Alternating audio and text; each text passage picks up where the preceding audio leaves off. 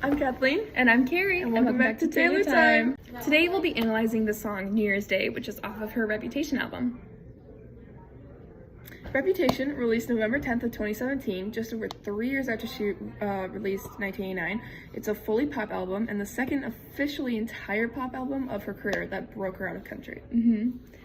It includes a lot of personal stories about fame, about her reputation, and it's actually a lot about love. You have songs like So It Goes, Gorgeous, and then you also have New Year's Day. All of these are kind of about relationships, which leads to people saying that Reputation is the true love album of any of Taylor Swift's albums, like Over Lover, because the songs kind of focus on that true intimate love rather than the insecurities and the loss of love that some songs focus on in Lover.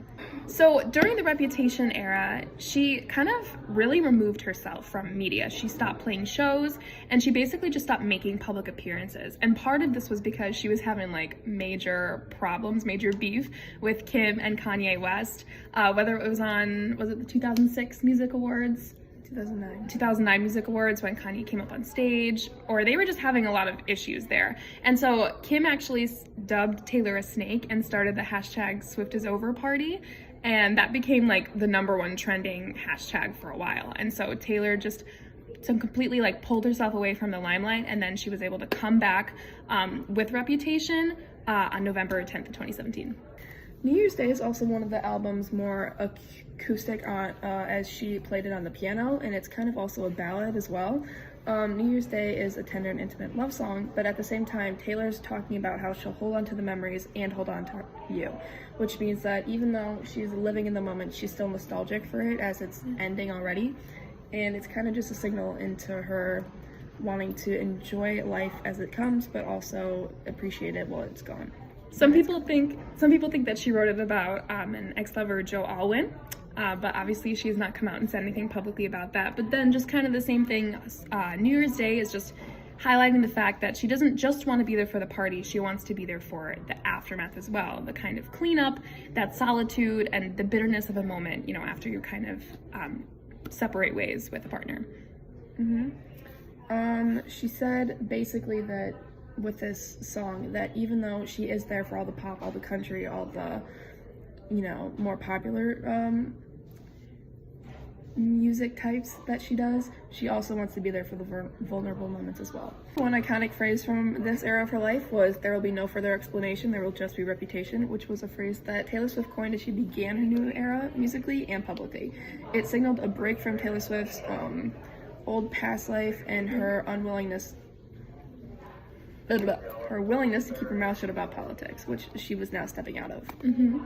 And the main thing about Reputation is that she didn't win any Grammys for it, and a video was circulating online how she kind of got a call from her publicist, and it was just hey, you didn't get any nominations, and Taylor was heartbroken, and she just said, I just need to make something better. This wasn't good enough.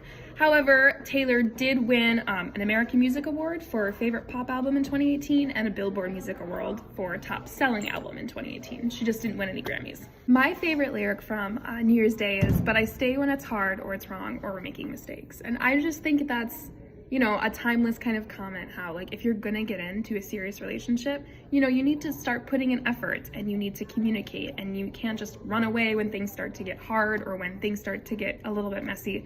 You need to stick it out with a partner to, let them know that you're kind of in this end game with them. I hate that. See what I did there? You did so good. Okay. My favorite lyric personally is, "Hold on to the memories, they will hold on to you." I think it's especially just really tough because as we're growing up, we're gonna be seniors next year, me and Carrie, and it's just harder to accept the fact that we're going through high school so fast. So it's time to hold on to the memories while they're happening, but also appreciate them when they're gone, kind of exactly like what Taylor's saying in the song, except rather than relating it to friendships, relationships, we're relating it to friendships. My overall rating for New Year's Day is a 6 out of 10. When I'm listening to Reputation, I'm listening for the kind of rocky parts, Ready for It, I know that's so generic, but it's when you're in one of those confident moods, and then you get to the end of the album and she's just playing acoustically, and it's it kind of takes away from the album, dare I say. So I give it a 6 out of 10 just because it's kind of slower. Fair. I give this song a 9 out of 10 personally because I am a girl, and even though this song isn't exactly what the rest of the album is, it's kind of just a sum up of everything that Taylor went through throughout her Reputation era. And I think it's really cool that even though she had all these moments where she realized that she's getting her name back, she also appreciated everything that happened during that time. Alright guys, thanks for tuning into this week's episode of Taylor Time. Stay Swifty!